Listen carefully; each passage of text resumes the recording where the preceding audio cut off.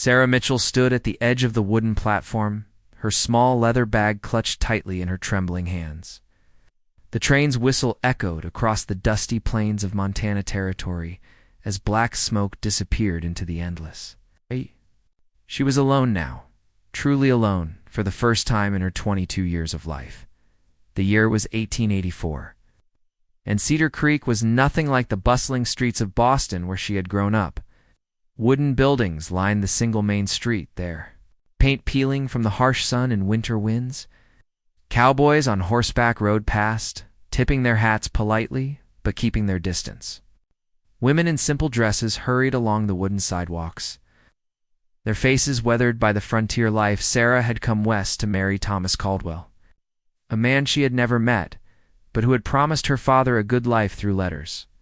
Her father had arranged the marriage before his death, leaving her with little choice but to honor his wishes. The small photograph in her purse showed a stern-faced man with dark hair and serious eyes. As she waited outside the general store where they had planned to meet, Sarah noticed a tall figure approaching on horseback. The man dismounted with fluid grace, his long black hair catching the afternoon sunlight. He wore simple clothes, dark pants, a white shirt, and a leather vest. His skin was bronze from the sun, and his eyes were the color of deep forest shadows. Mitchell. His voice was gentle but strong, with a slight accent she couldn't place. "Yes, that's me. Are you Mr. Caldwell?" The man's expression grew troubled. He removed his hat, revealing more of his handsome face. "My name is Running Wolf. I work for Mr. Caldwell's ranch. I'm afraid I have difficult news to share with you." Sarah's heart began to pound. She had traveled so far, leaving everything behind. "What kind of news?" "Mr. Caldwell was thrown from his horse 3 days ago. The doctor did everything he could, but his injuries were too severe. He passed away yesterday morning." The words hit Sarah like a physical blow. Her legs felt weak, and she grabbed the wooden post beside her for support. "He's dead. But what am I supposed to do now? I've nowhere to go, no money for a return ticket." Running Wolf stepped closer, his eyes full of concern. Ow. "Mr. Caldwell spoke of you often in his final days. He was worried about what would happen if something occurred before you arrived. He asked me to make sure you were taken care of." "I don't understand. You barely know me." "That may be true, but Mr. Caldwell was a good man. He gave me work when others wouldn't because of my Lakota heritage. I owe him a debt that I intend to honor." Sarah looked around the small town, feeling more lost than ever. The sun was beginning to set, painting the sky in shades of orange and pink. "I don't know anything about living out here. I've never been away from the city. There's a boarding house, run by Mrs. Henderson. She's a kind woman who will give you a safe place to stay while you decide what to do next. I'll speak with her tonight. I can't pay for lodging. I spent almost everything I had on the train ticket." Running Wolf was quiet for a moment, studying her face. There was something about this young woman that stirred feelings he had kept buried for years. She was beautiful, with golden hair that caught the light and blue eyes that reminded him of summer skies. But it was more than her appearance. There was a strength in her that she didn't seem to recognize. "Don't worry about money right now. Mrs. Henderson will understand your situation. Many people have come to Cedar Creek with nothing but hope." Evening. Sarah found herself in a small but clean room above the boarding house. Mrs. Henderson had welcomed her warmly after hearing her story. The older woman had lost her own husband to a mining accident and understood the challenges facing a woman alone on the frontier. As Sarah unpacked her few belongings, she thought about Running Wolf. There was something different about him, something that made her feel safe despite everything that had happened. His eyes held wisdom and kindness, and when he had helped her with her bag, she had noticed how careful he was not to frighten her. A soft knock on her door interrupted her thoughts. "Miss Mitchell, it's Mrs. Henderson. I've brought you some supper." Sarah opened the door to find the kindly woman holding a tray of food. "You're too generous. I don't know how I'll ever repay your kindness." "Nonsense, dear. We all need help sometimes. Running Wolf told me about your situation. That young man has a good heart, despite what some ignorant people in town might say about his background." "What do you mean?" Mrs. Henderson set the tray on the small table and sat down in the wooden chair. Running Wolf is half Lakota, half white. His mother was a Lakota woman, his father a trapper who died when the boy was young. He's faced more hardship than most people could handle, but he's never let it make him bitter. Sarah listened carefully, understanding now why she had sensed something special about him. He seems very kind. He is. Thomas Caldwell saw that and gave him a chance when others wouldn't. Running Wolf worked harder than any 3 men, and Thomas came to trust him completely. If he's promised to help you, you can count on it. Night, as Sarah lay in the unfamiliar bed listening to the sounds of the frontier town, she thought about her future. Everything she had planned was gone, but perhaps that wasn't entirely a bad thing. The marriage to Thomas Caldwell had been arranged without her input, and while she had been prepared to honor it, she had felt no excitement about the prospect. Now she was free to choose her own path, even if that freedom came with uncertainty and fear. And somehow, the image of Running Wolf's gentle eyes made that uncertainty seem less frightening than it should have. The next morning, Sarah woke to the sound of horses and wagons moving through the street below. Sunlight streamed through the thin curtains, and she could smell bacon cooking somewhere in the building. Her stomach reminded her that she had eaten very little the day before. After dressing in one of her simple traveling dresses, she made her way downstairs to find Mrs. Henderson preparing breakfast in the kitchen. "Good morning, dear. Did you sleep well? Better than I expected? Thank you." Sarah accepted a plate of eggs and bacon gratefully. "Mrs. Henderson, I need to find work." "I can't continue accepting charity, of course, dear. Cedar Creek may be small, but there are opportunities for a woman with your education. Can you read and write well?" "Yes. I attended school in Boston until I was 18. I can also sew and do basic accounting." Mrs. Henderson's eyes lit up. "Perfect. Doc Miller has been looking for someone to help him with his records and correspondence. His handwriting is terrible, and he's been struggling to keep track of his patients' information." Before Sarah could respond, they heard a gentle knock at the front door. Mrs. Henderson went to answer it, and Sarah heard Running Wolf's familiar voice asking about her. "She's just finishing breakfast." Come in, come in." Running Wolf entered the kitchen, removing his hat respectfully. He wore clean clothes and had braided his long hair back from his face. "Good morning, Miss Mitchell. Hope you rested well." "I did, thank you. Mrs. Henderson was just telling me about possible work with the town doctor. Doc Miller is a good man. He's treated many people without asking for payment when they couldn't afford it."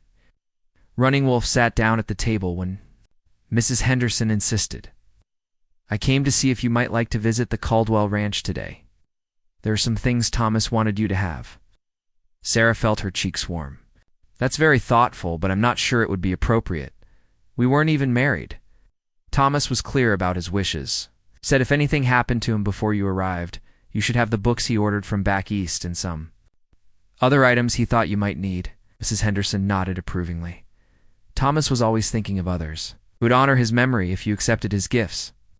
An hour later, Sarah found herself riding beside Running Wolf in a small wagon toward the Caldwell Ranch. The countryside was beautiful in a way that was completely different from anything she had known in Boston. Rolling hills stretched toward distant mountains, and wildflowers dotted the grasslands. "It's so quiet out here," she observed, listening to nothing but the creak of the wagon wheels and the sound of the horses' hooves.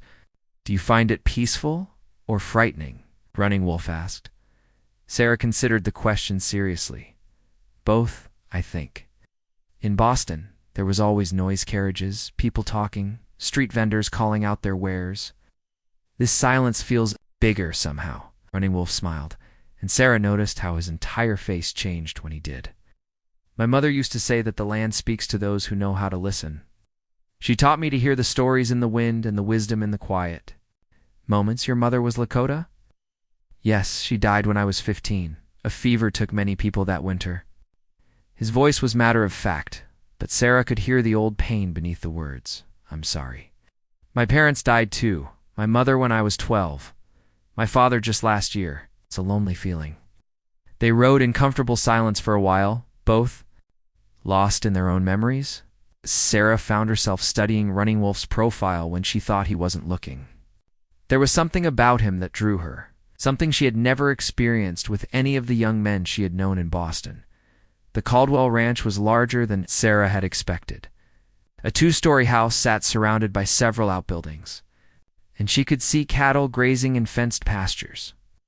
Running Wolf helped her down from the wagon, his hands strong and gentle on her waist. Thomas built most of this himself, Running Wolf explained, as they walked toward the house. He came west 15 years ago with nothing but determination and a dream. Inside, the house was comfortable, but clearly needed a woman's touch. Running Wolf led her to a small room that served as an office. On the desk were several books and a wooden box. These are the books Thomas ordered for you: poetry, novels, even a book about frontier cooking. Running Wolf opened the wooden box to reveal jewelry, fabric, and other items. He wanted to make sure you had everything you needed to feel at home. Sarah touched the items gently, moved by the kindness of a man she had never met. He must have been very thoughtful. He was. He often spoke about wanting to start a family, to have children who would carry on after he was gone.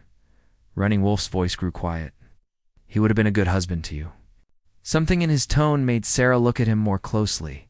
You sound sad about that. Running Wolf turned away, walking to the window that looked out over the ranch. Thomas deserved happiness, and you deserved the security and home he could have provided. What about what I might have wanted?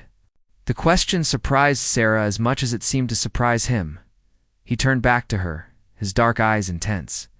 What do you want, Sarah? No one had ever asked her that question before. Her life had been planned by her father, her future arranged.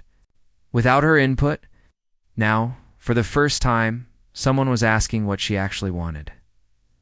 I don't know, she admitted quietly. I've never been allowed to think about it. Running Wolf stepped closer, and Sarah felt her heart begin to beat faster. You're allowed to think about it now. You're free to choose your own path. But I don't know how to live out here. I don't know anything about frontier life. You could. Learn. You're stronger than you think. His voice was gentle, but certain. I've seen how you've handled everything that's happened. Many people would have broken under such circumstances. Sarah felt tears welling up in her eyes. I'm scared. Running Wolf, I've never been so scared in my life. Without thinking, he reached out and gently touched her face, wiping away a tear that had escaped. Fear can be overcome. I could help you if you'd let me.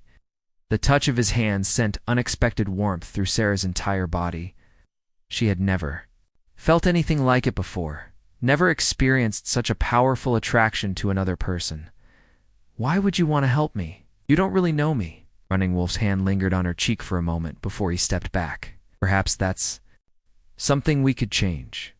Over the following weeks, Sarah settled into a routine in Cedar Creek that was completely different from her life in Boston.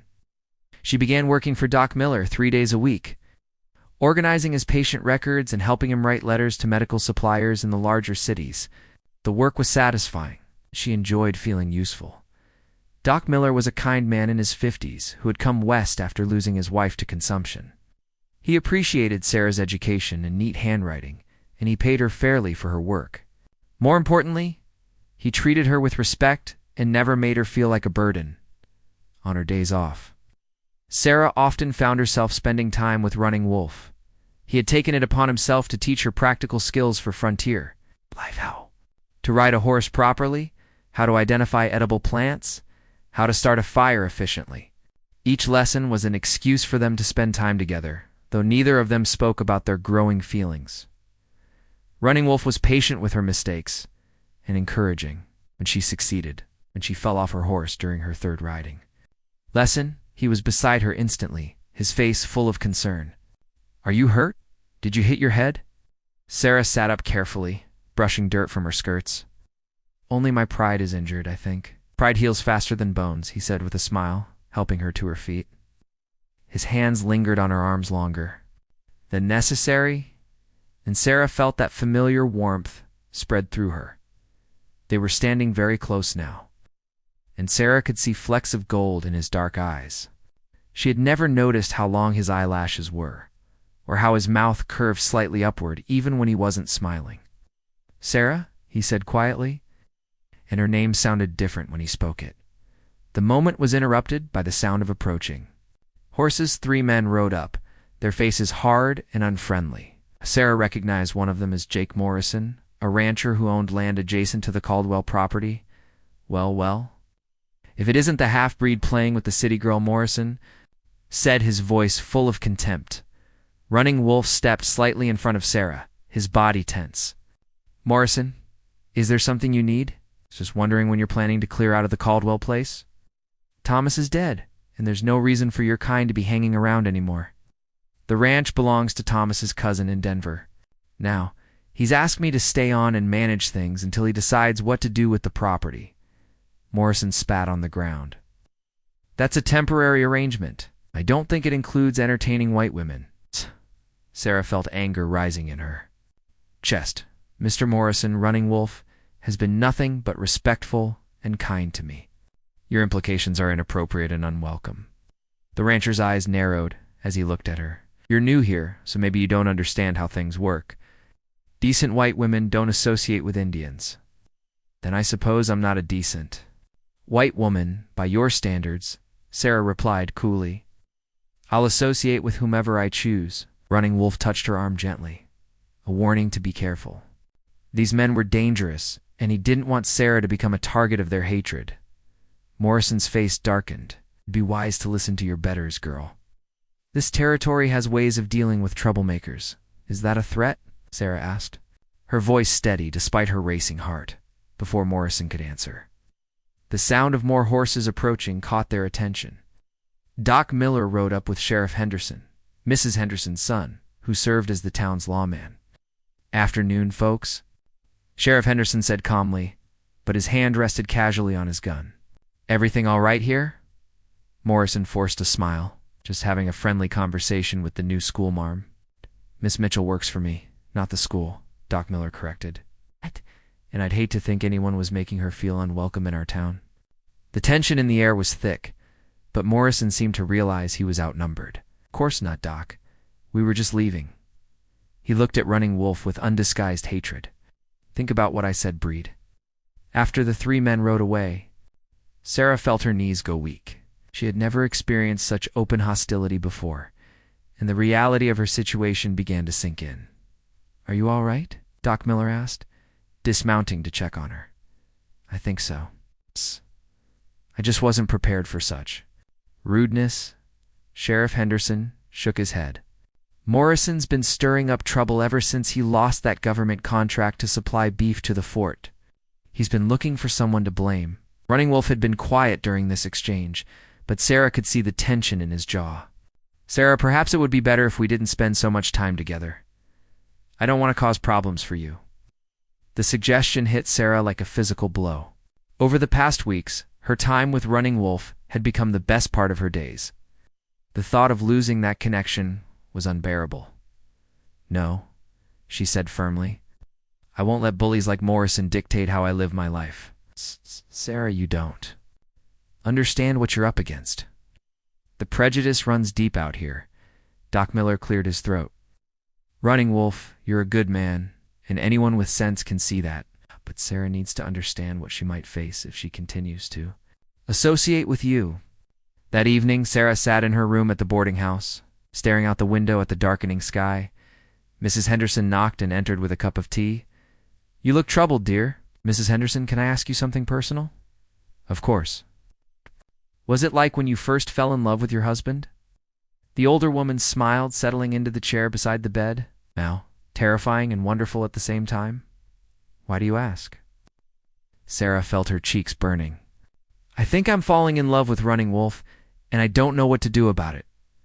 Double quotes. Mrs. Henderson was quiet for a moment.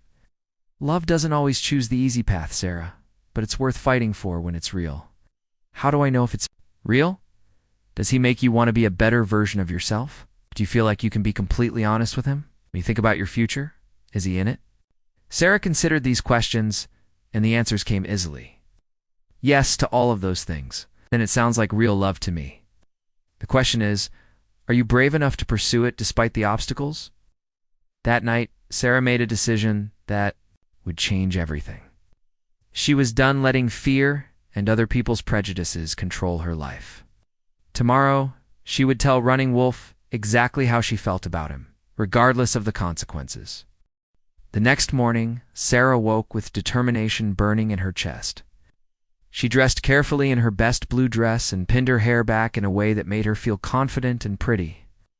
After helping Mrs. Henderson with breakfast, she borrowed the older woman's horse and rode out to the Caldwell Ranch. She found Running Wolf repairing a section of fence near the main house. He looked up as she approached, surprise clear on his face.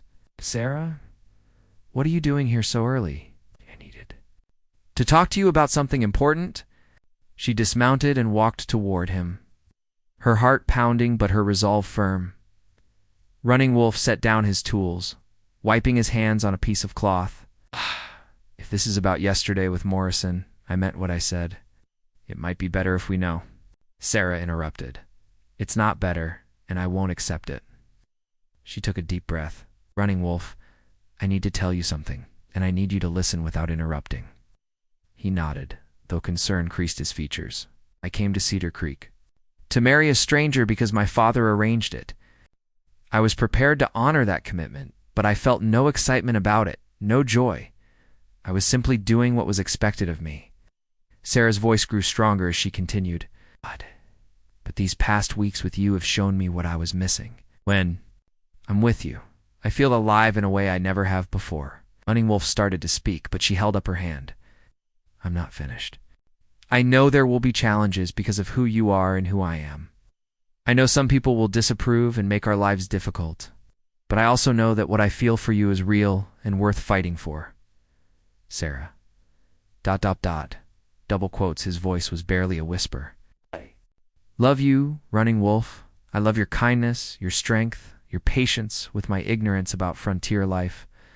I love the way you make me feel safe and the way you challenge me to be braver than I thought I could be." Running Wolf stared at her for a long moment, emotions playing across his face like shadows. Finally, he stepped closer, his hands coming up to frame her face gently. "Do you have any idea what you're saying? What it would mean for your future? If you chose to be with me?" "I'm saying that I choose you over safety, over social approval, over everything else. My future only matters if you're in it. Sarah, He struggled with the words. "I fell in love with you the moment I saw you.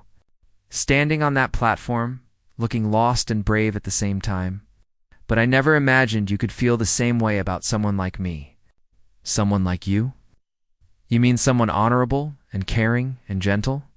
Someone whose mother was Lakota? Someone who will always be seen as less than fully acceptable by many white people?" Sarah stood on her toes and kissed him softly, cutting off his protests. It was her first kiss, and the sensation was overwhelming. His lips were warm and careful, as if he were afraid she might disappear. When they broke apart, both were breathing heavily. "I've never..." Sarah began, then stopped, embarrassment coloring her cheeks. Understanding dawned in Running Wolf's eyes. "Never been kissed?" She shook her head, unable to meet his gaze. Running Wolf gently tilted her chin up so she had to look. "At him, Sarah? Are you telling me that you've never been with a man in any way?" "I'm a virgin, yes."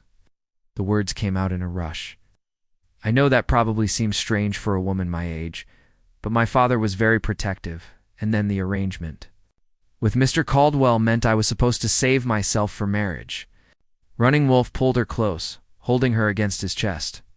"There's nothing strange about it. It's actually quite beautiful." They held each other for several minutes, both overwhelmed by the significance of what had just passed between them. "Sarah," Running Wolf said quietly, "if we're going to be together, we need to do this right. I want to marry you properly with the blessing of the community if possible. Will anyone perform such a ceremony? Will anyone accept it?" Doc Miller would, and Sheriff Henderson. "Mrs. Henderson would support us, I'm sure. That's enough to start with." Over the next few days, word of their engagement spread through Cedar Creek like wildfire. Reactions were mixed, as they had expected. Doc Miller congratulated them warmly and offered to host the wedding reception at his house. Mrs. Henderson immediately began planning the ceremony and making Sarah a wedding dress from fabric that Thomas Caldwell had intended as a gift, but not Everyone was supportive. Jake Morrison and his friends made their disapproval known through cold stares and muttered comments. A few of the townspeople stopped speaking to Sarah entirely. One afternoon, while Sarah was working in Doc Miller's office, a group of women from the town's church committee paid her a visit. Their leader, Mrs. Hartwell, was the wife of the bank president and considered herself the moral authority of Cedar Creek. Miss Mitchell, we've come to express our concern about this unfortunate situation you've gotten yourself into. Sarah looked up from the patient record she was organizing. I'm not sure what you mean, Mrs. Hartwell. It's engagement to that half-breed. Surely you understand that such a union would be inappropriate and damaging to your reputation. Engagement to Running Wolf is based on love and mutual respect. I fail to see how that could be inappropriate. Mrs. Hartwell's companion, Mrs. Foster, leaned forward. My dear, you're clearly not thinking clearly. Perhaps the shock of Mr. Caldwell's death has affected your judgment. Sarah felt anger rising, but kept her voice level. My judgment is quite clear. Thank you. Marrying a man who is honorable, hardworking, and kind. I can't imagine better qualities in a husband, but think of the children, Mrs. Hartwell exclaimed. What kind of life would they have, being neither white nor Indian? They would have loving parents who would teach them to be proud of their heritage from both sides, Sarah replied firmly. The women exchanged glances, clearly frustrated by her refusal to be swayed. Miss Mitchell, Mrs. Hartwell said coldly, you're making a mistake that will ruin your life. When you come to your senses, don't expect this community to welcome you back with open arms. After they left, Sarah sat alone in the office, shaking with anger and hurt. She had known there would be opposition, but experiencing it firsthand was more painful than she had anticipated. Doc Miller found her there an hour later, still staring out the window. I heard about the committee's visit, he said gently. Are you having second thoughts? Sarah shook her head. No, but I'm beginning to understand what Running Wolf and I will be up against. It won't be easy, Doc Miller agreed. But love worth having is rarely easy. The question is whether you're strong enough to weather the storms together. That evening, Sarah met Running Wolf by the creek that ran behind the town. She told him about her encounter with the church committee, and he listened with growing anger. I won't let them treat you that way, he said fiercely. Maybe we should leave Cedar Creek, go somewhere where people don't know us. No, Sarah said, surprising them both with her vehemence. If we run away, they win. I want to stay and prove that love doesn't recognize the boundaries they want to put on it. Running Wolf pulled her close, marveling at her courage. Sure, it's going to get harder before it gets easier. Sarah looked up at him, her blue eyes blazing with determination. I'm sure. We're going to build a life here together, and we're going to do it with dignity and pride. As they kissed under the starlit sky, both knew they were crossing a line from which there would be no return. But they also knew they were exactly where they belonged together, ready to face whatever challenges lay ahead. 2 weeks before their planned wedding, trouble arrived in Cedar Creek, like a storm cloud on the horizon. Sarah was walking back from Doc Miller's office when she noticed a group of unfamiliar men gathered outside the saloon. Their clothes were dusty from travel, and their faces were hard with the kind of meanness that came from too much whiskey and too little conscience. Mrs. Henderson was waiting for her at the boarding house, her face pale with worry. Sarah, dear, you need to be extra careful for the next few days. Those men who just rode into town, they're not here for any good purpose. What do you mean? I overheard them talking to Jake Morrison. They're what folks call Indian hunters, men who get paid to cause trouble for anyone with native blood. Morrison must have hired them. Sarah felt ice form in her stomach. Where's Running Wolf? He's at the ranch, but Sheriff Henderson rode out to warn him. These men are dangerous, Sarah. They're not just going to make threats. That evening, despite Mrs. Henderson's protests, Sarah borrowed a horse and rode to the Caldwell Ranch. She found Running Wolf and Sheriff Henderson talking quietly in the main house, their faces grave. Sarah, what are you doing here? Running. Wolf rose quickly, crossing to her. It's not safe for you to be riding alone. I had to make sure you were all right. Mrs. Henderson told me about the men Morrison hired. Sheriff Henderson nodded grimly. They call themselves the Purification Society. They've been responsible for driving mixed families out of 3 other territories. Sometimes they use violence. What are we going to do? Sarah asked. You're going? To stay away from me until this is over, Running Wolf said firmly. If they see us together, it will only make things worse. No. Sarah's voice was quiet but absolute. I won't hide from them. Sarah, these men are killers. They won't hesitate to hurt you to get to me. Then we face them together. I'm not leaving you to deal with this alone. Sheriff Henderson studied them both carefully. There might be another way. If you two got married right now, tonight, it would make things more complicated for them. Harming a married white woman would bring federal attention they don't want. Running Wolf shook his head. That's not how I want us to begin our marriage, in fear and hiding. It's not hiding, Sarah said, reaching for his hands, standing together. Isn't that what marriage is supposed to be? Before Running Wolf could respond, they heard horses approaching fast. Sheriff Henderson drew his gun and moved to the window. It's Doc Miller, and he's in a hurry. The doctor burst through the door moments later, his face flushed from riding hard. Ow. They've burned down the church, he announced. The Purification Society set fire to it an hour ago and left a message that any preacher who performs mixed marriages will meet the same fate. Sarah felt the room spinning around her. They burned down the church. But what about all the families who worship there? They're meeting at the schoolhouse tomorrow to figure out what to do, Doc Miller replied. Right. That's not the worst of it. They've given Running Wolf until tomorrow night to leave the territory permanently, or they'll start burning other buildings with people inside. Running Wolf was quiet for a long moment, staring out at the darkness beyond the window. Maybe I should go. I won't be responsible for innocent people getting hurt because of me. If you leave, they win, Sarah said fiercely. And what's to stop them from coming back whenever someone else doesn't fit their idea of what's acceptable? She's right, Sheriff Henderson agreed. Men like this only understand strength. If we let them drive you out, they'll be back to terrorize someone else. Doc Miller cleared his throat. Actually, I might have a solution. I was ordained as a minister back in Pennsylvania before I became a doctor. I can perform the ceremony, and I'm not afraid of their threats. Doc, I can't ask you to put yourself in danger, Running Wolf protested. You're not asking, I'm offering. I've seen too much hatred and violence in my life. It's time to take a stand for something good.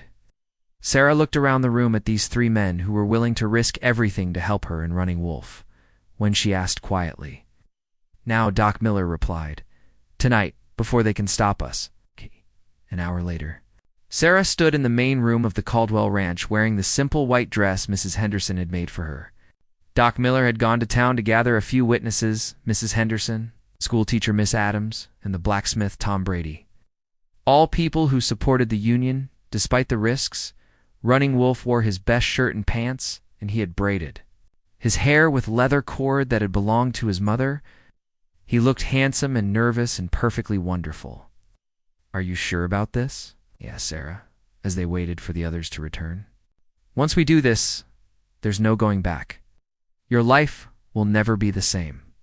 Sarah took his hands in hers, feeling their strength and gentleness. My life changed the moment I met you. This is just making it official. I want you to know something, Running Wolf said seriously. I may not be able to give you the same kind of life Thomas Caldwell could have provided. We may face hardships and prejudice for the rest of our lives. And I want you to know something, Sarah replied, standing on her toes to kiss him softly. I'm a virgin, but I'm not innocent about what marriage means. No, there will be challenges, but I also know that facing them with you is better than facing anything without you. When the small group of witnesses returned, they gathered in the ranch house's main room. Mrs. Henderson had brought wildflowers from her garden, and Miss Adams had contributed her mother's silver hairpins for Sarah to wear. The ceremony was simple but beautiful, with Doc Miller speaking words of love and commitment, while the others stood witness. Do you, Running Wolf, take Sarah to be your wife, to protect and cherish her through all the days of your life? I do, Running Wolf replied, his voice strong and clear. I promise to guard her with my life and love her with all my heart. And do you, Sarah, take Running Wolf to be your husband, to stand by him in good times and bad, to build a life together based on love and mutual respect? I do, Sarah said, tears of joy streaming down her face I promise to be his partner in all things, to support him and love him completely." When Doc Miller pronounced them husband and wife, Running Wolf kissed Sarah with a tenderness that made everyone in the room understand the depth of their love. Mrs. Henderson dabbed at her eyes with her handkerchief, and even Sheriff Henderson smiled. The celebration was brief but heartfelt. Mrs. Henderson had prepared a small cake, and Tom Brady had brought a bottle of wine he'd been saving for a special occasion.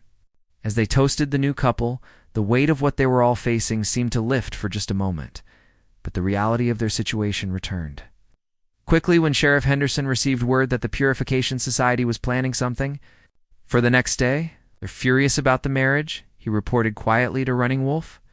"My deputy overheard them saying that if they can't drive you out, they'll make an example of you instead." Running Wolf nodded grimly. "Then we need to be ready for them."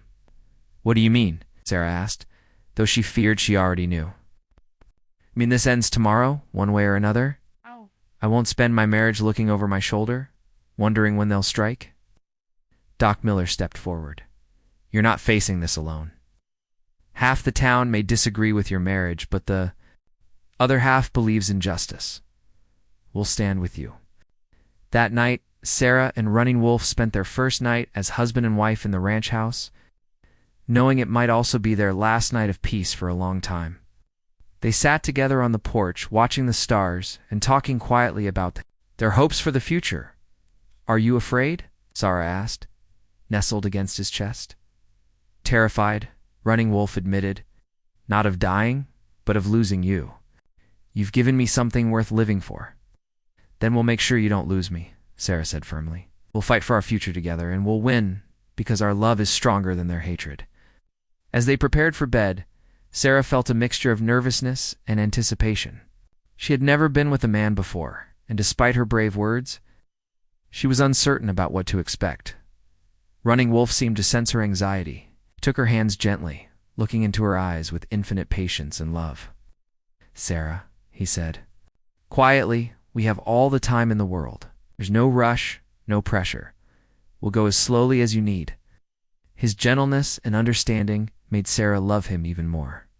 "I'm nervous," she admitted, "but I want this. I want to be your wife in every way.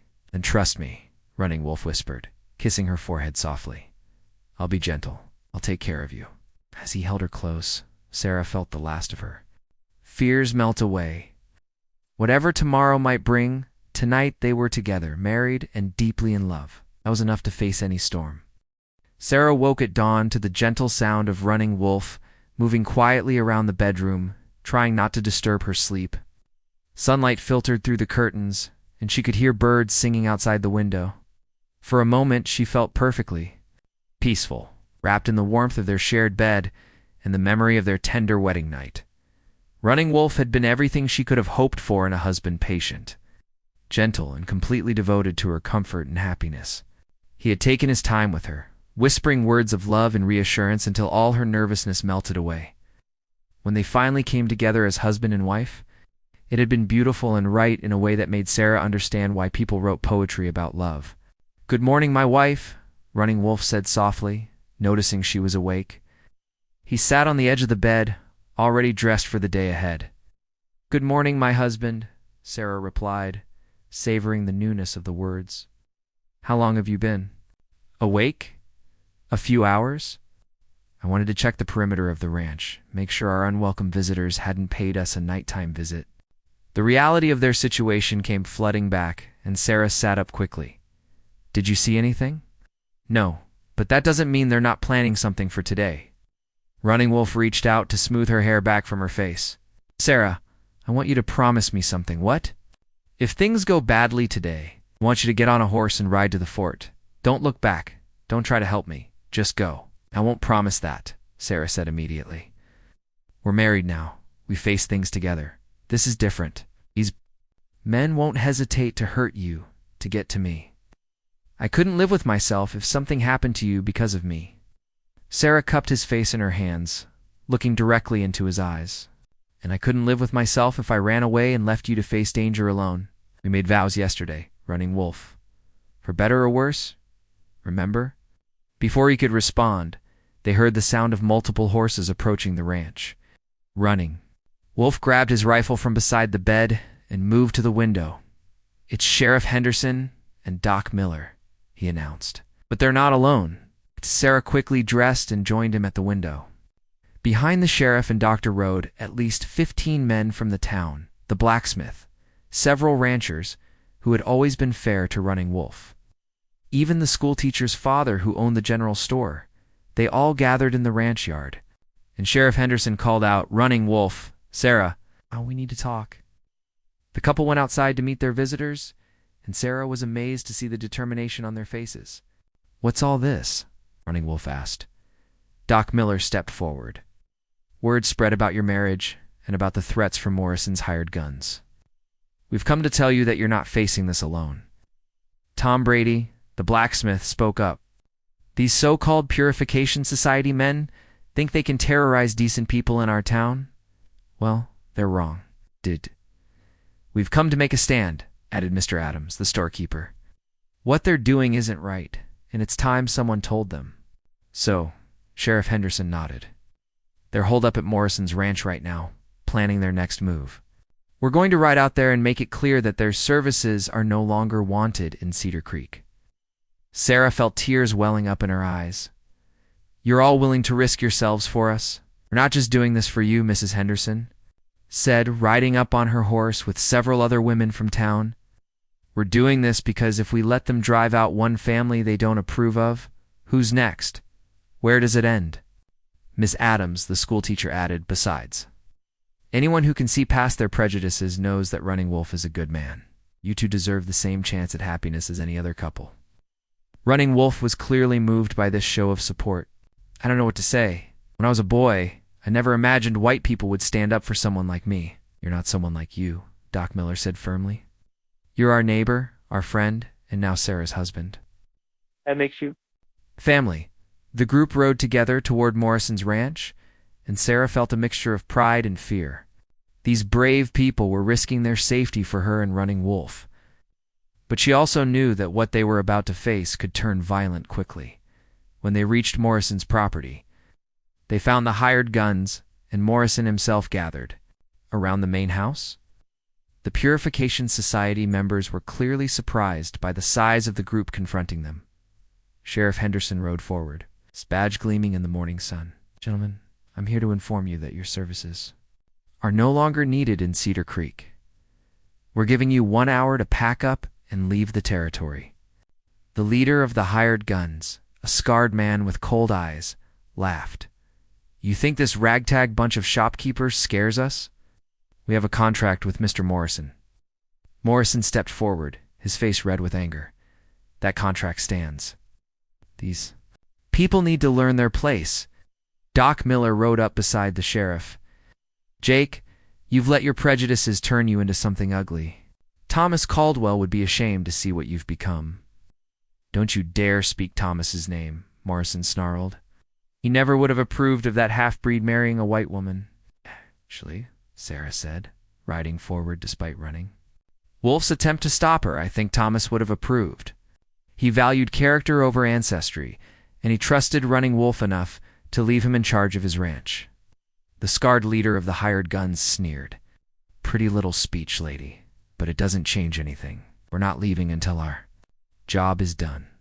"Then you'll have to go through all of us," Tom Brady said. The other men from town moved their horses into a line beside him. For a tense moment, it seemed like violence was inevitable. The hired guns outnumbered the townspeople. But the citizens of Cedar Creek had the advantage of fighting for something they believed in. Then, unexpectedly, one of Morrison's own ranch hands stepped forward. "Mr. Morrison, I can't be part of this anymore. Running Wolf never did anything but work hard and treat people fairly. This is wrong." 2 other ranch hands nodded and moved their horses away from Morrison's group. The balance of power was shifting. The leader of the hired guns looked around, calculating odds. He was a professional, and professionals knew when to cut their losses. "This isn't over," he said finally. "But it's not worth dying over either. We'll take our money and go." Morrison's face went purple with rage. "You can't just leave. We had an agreement." Agreement's void if you can't provide the support you promised, the gunman replied coldly. It looks like this town isn't as divided as you claimed. Within an hour, the Purification Society members had packed their belongings and ridden out of Cedar Creek. Morrison, faced with the unified opposition of his neighbors, could do nothing but retreat to his ranch and nurse his hatred alone. As the townspeople prepared to return home, Sarah and Running Wolf found themselves surrounded by well-wishers and supporters. "Thank you," Sarah said, her voice thick with emotion. "All of you. You've given us the most precious wedding gift possible, the chance to build our future without fear." Running Wolf shook hands with each of the men who had stood with them. "I'll never forget this. Any of you ever need anything, you just ask." Evening, as Sarah and Running Wolf sat on their porch watching the sunset paint the sky in brilliant colors, they reflected on how much their lives had changed in such a short time. "Do you think it's really over?" Sarah asked. "The immediate danger?" "Yes, but there will always be people like Morrison in the world. The difference is, now we know we're not facing them alone." Sarah leaned against her husband's shoulder, feeling completely content for the first time since arriving in Cedar Creek. "I love you, Running Wolf, and I love the life we're going to build together. I love you too, Sarah, and I promise you. Whatever challenges we face in the future, we'll face them together, with courage and dignity." As the stars began to appear in the darkening sky, Sarah thought about the journey that had brought her to this moment. She had come west as a frightened young woman with no choices, as she had found love, purpose, and a community worth fighting for. The future stretched ahead of them, full of possibilities and adventures. There would be children to raise, a ranch to build, and a community to help grow. Most importantly, there would be love, the kind of deep, abiding love that could overcome any obstacle. Sarah Michelle Running Wolf smiled as she said her new name quietly to herself. It sounded like home.